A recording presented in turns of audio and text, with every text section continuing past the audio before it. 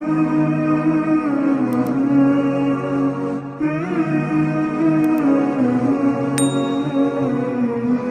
کا ایک بندہ تھا، وہ بازار سے گزر رہا تھا، بلکہ اس کی رحمتیں بہانے ڈھونڈتی ہیں۔ ذرا دیکھیے منظر۔ تو اس نے دیکھا ایک شرابی ہے، وہ گندی نالی پہ گرا ہوا ہے اور گندے پانی سے اس کا منہ گندا ہو رہا ہے۔ انسان کے احترام کے ناطے دل میں ترس جاگا اور اس کو وہاں گندی نالی سے اٹھایا اور اس کا منہ دھویا اور گھر کا رستہ دکھایا۔ خیر شام ہوئی، رات پڑی، جب پچھلا پہر ہوا تو وہ بزرگ جنہوں نے دن کو شرابی کا منہ دھویا تھا تو وہ مسجد میں تہجد پڑھنے کے لیے آئے، تو کیا دیکھا کہ وہی شرابی جو دوپہر کو گندی نالی پہ دھت پڑا تھا آج اس بزرگ سے بھی پہلے مصلی پہ کھڑا ہو کے نماز پڑھ رہا ہے۔ تو بڑی حیرت ہوئی کہ یہ تو وہ دن والا شرابی ہے اور میں نے آج اس کا منہ دھویا تھا، نشے میں دھت پڑا تھا۔ تو حیرت کا اظہار کیا تو ہاتف سے آواز آئی، میرے بندے تو نے اس کا منہ دھو دیا تھا، میں نے اس کا دل دھو دیا ہے۔ تو جب بندہ اللہ کے حضور توبہ کرتا ہے، اس کے حضور معافی مانگتا ہے، تو پھر وہ کتنا عطا کرتا ہے، اور بندے کے گناہوں کو معاف ہی نہیں کرتا بلکہ اس کے گناہوں کو نیکیوں میں بدل کے رکھ دیتا ہے۔ یہ بندے پر اللہ کی کرم نوازیوں کے برستے رنگ ہیں۔ التائب من الذنب کمن لا ذنب لہ، گناہ سے توبہ کرنے والا ایسا ہوتا ہے جیسے اس نے گناہ کیا ہوا ہی نہیں۔ حدیث پاک میں آتا ہے کہ قیامت کے دن ایک شخص اپنا نامہ اعمال کھولے گا اور اسے فرمایا جائے گا کہ اپنے نامہ اعمال کو پڑھو، تو وہ نامہ اعمال پڑھنا شروع کرے گا۔ اب اس نے بڑے بڑے جرم کیے ہوں گے اور چھوٹے چھوٹے گناہ بھی کیے ہوں گے۔ اب اللہ سے حیا کرتے ہوئے، شرم کرتے ہوئے جو بڑے گناہ ہیں ان کو چھوڑتا جائے گا، صرف نظر کرتا جائے گا اور چھوٹے چھوٹے گناہ پڑھتا جائے گا۔ جب وہ سارا نامہ اعمال پڑھ چکے گا تو آواز آئے گی، بندے جا، میں تیرے سارے گناہوں کو بدل کے نیکیوں میں تبدیل کر دیا۔ تو وہ کہے گا، اے اللہ ابھی تو میرے بڑے بڑے گناہ رہتے تھے جو میں نے ابھی پڑھے ہی نہیں۔ تو جب یہ بات اللہ کے محبوب نے ارشاد فرمائی تو حضور اتنا مسکرائے کہ صحابہ کو حضور کی داڑھیں نظر آنے لگی۔ پہلے وہ کہہ رہا ہے کہ چھوٹے چھوٹے گناہ پڑھتے اور بڑے چھوڑتا چلا جاتا ہے، اور جب یہ اسے پتا چلا کہ ان گناہوں کو بدل کے نیکیوں میں تبدیل کر دیا جائے گا تو وہ کہتا ہے ابھی تو بڑے بڑے گناہ میرے رہتے تھے۔ تو اللہ کی یہ کرم نوازیوں کے رنگ ہے کہ وہ گناہوں کو بدل کے نیکیوں میں تبدیل کر دیتا ہے، اور بندہ جتنا بڑا گناہ گار تھا جب سچے دل سے اس کے حضور توبہ کرنے کے لیے حاضر ہوتا ہے تو پھر اتنا ہی بڑا نیکوکار بن جاتا ہے۔ سیدنا عمر فاروق رضی اللہ تعالی عنہ کا زمانہ تھا، اور آپ جانتے ہیں وہ ہاتھ میں درہ رکھتے تھے اور گلیوں میں گشت کیا کرتے تھے رات کو۔ دن کو بھی آپ دیکھتے تو ایک شرابی تھا جو ہاتھ میں شراب کی بوتل لیے آ رہا تھا، اچانک گلی کا موڑ کاٹا تو آگے حضرت عمر آ رہے تھے، ایک دم ڈر گیا اور دل ہی دل میں کہا، اے اللہ حضرت عمر کے قہر سے بچا لے، ساری زندگی شراب نہیں پیوں گا۔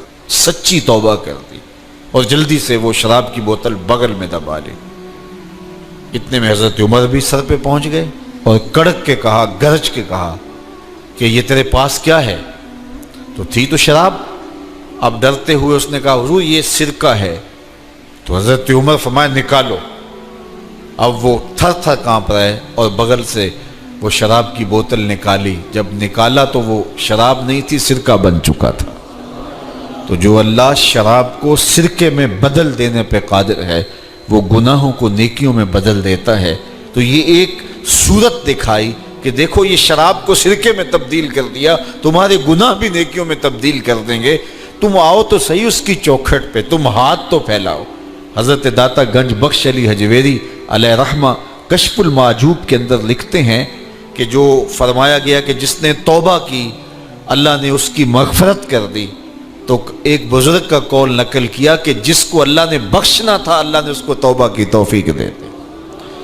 اس کو بلایا ہی اسے ہے جس نے مغفرت کرنی تھی۔ تو توبہ کی توفیق کا نصیب ہو جانا یہ اللہ کی خاص رحمتیں ہیں، اور توبہ کرنے والا اللہ کی خاص رحمتیں پاتا ہے۔ توبہ کرنے والا جب اس کے حضور حاضر ہوتا ہے تو اللہ تعالیٰ اس پہ بہت خوش ہوتا ہے۔ اللہ کے محبوب علیہ السلام نے باقاعدہ ایک مثال سے یہ حقیقت سمجھائی کہ توبہ کرنے والے کے لیے اللہ کی خوشی کا عالم کیا ہوتا ہے، اللہ کیسے خوش ہوتا ہے توبہ کرنے والے پر۔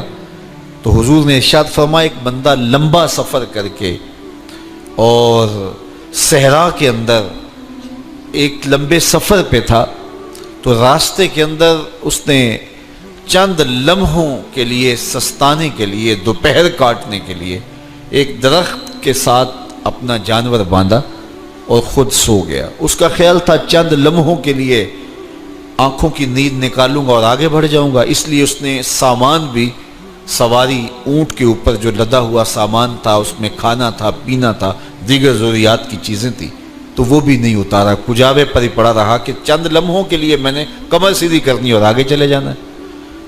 تو تھوڑی دیر کے بعد اس کی آنکھ کھلی تو کیا دیکھتا ہے کہ اونٹ ماں ساز و سامان کے غائب ہے۔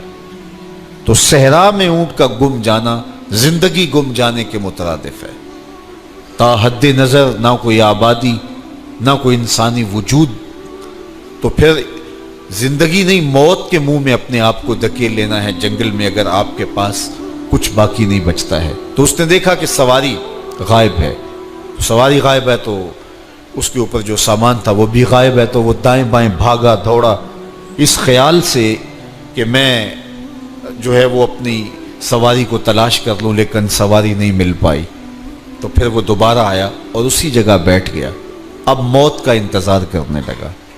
چونکہ صحرا میں سواری گم گئی اور میلوں تک انسانی آبادی ہی نہیں ہے، تو وہیں پیاس سے ہلکان ہوا، بے چین ہوا، وہاں درخت کے ساتھ ٹیک لگا کے موت کا منتظر ہو کے بیٹھ جاتا ہے، اور یوں بیٹھے بیٹھے اس کی آنکھ لگ جاتی ہے۔ اچانک اس کی آنکھ کھلتی ہے تو کیا دیکھتا ہے کہ اونٹ ماں ساز و سامان کے پاس کھڑا ہے۔ تو اونٹ کا ملنا زندگی مل جانا تھا، تو وہ اتنا خوش ہوا کہ خوشی سے اس کی زبان بل کھا گئی۔ وہ کیا کسی نے کہا نا کہ جب بھی تیری قربت کے امکان نظر آئے ہم اتنے خوش ہوئے کہ پریشان نظر آئے۔ تو کہنا تو یہ تھا کہ اے اللہ تو میرا رب اور میں تیرا بندہ، لیکن وہ خوشیوں کے ہجوم میں درک گیا اور کیا کہتے ہیں اللہم انت عبدی وانا ربک، اے اللہ تو میرا رب، تو میرا بندہ اور میں تیرا رب۔ تو اس قدر وہ خوشیوں میں درک گیا کہ اس کو اپنی زبان پہ قابو اور کنٹرول نہ رہا۔ کسی کے آنے سے ایسے ہوش اڑے ساقی کے، شراب سیخ پہ ڈالی اور بوتل میں کباب۔ تو کہتا اللہم انت عبدی وانا ربک، تو میرا بندہ اور میں تیرا رب۔ تو یہ اس کی زبان قابو میں نہ رہی اور وہ بل کھا گیا، خوشیوں کا ہجوم ایسا ہوا۔ تو اللہ کے محبوب نے یہ مثال بیان کرنے کے بعد ارشاد کیا مجھے بتاؤ اس بندے کو کتنی خوشی ہوئی کہ زبان پہ قابو نہیں، جذبات پہ کنٹرول نہیں، کہنا کچھ ہے بول کچھ رہا ہے۔ تو صحابہ نے عرض کی حضور بہت خوشی ہے۔ تو فرمایا جس طرح یہ بندہ اونٹ کے ملنے پر واپس آنے پہ خوش ہوا، حتیٰ کہ خوشیوں کے ہجوم میں اس کی زبان بھی قابو میں نہیں رہی، یہ بتا رہا ہے خوشیوں کے وفور کا عالم اور مسرتوں اور جو ہے وہ خوشیوں کی کثرت کا عالم بتا رہا ہے۔ تو فرمایا یہ بڑا خوش ہوا جب کوئی بندہ پلٹ کے مالک کی دہلیز پہ آتا ہے، اللہ اس سے بھی زیادہ خوش ہوتا ہے کہ میرا بندہ میری چوکھٹ پہ آ گیا۔ تو پھر اللہ یہ نہیں دیکھتا کہ اس کے گناہ کتنے ہیں، سمندر کی جھاگ کے برابر بھی گناہ ہو تو معاف کر دیے جاتے ہیں، اس لیے کہ میرا بندہ پلٹ کے میری چوکھٹ پہ آیا ہے۔ تو توبہ اللہ کو محبوب ہے، اللہ کو مطلوب ہے، اللہ کو چاہیے کہ بندہ اس کے حضور آئے اور پھر اللہ جل شانہ اس کی مغفرت و بخشش فرما دیتا ہے۔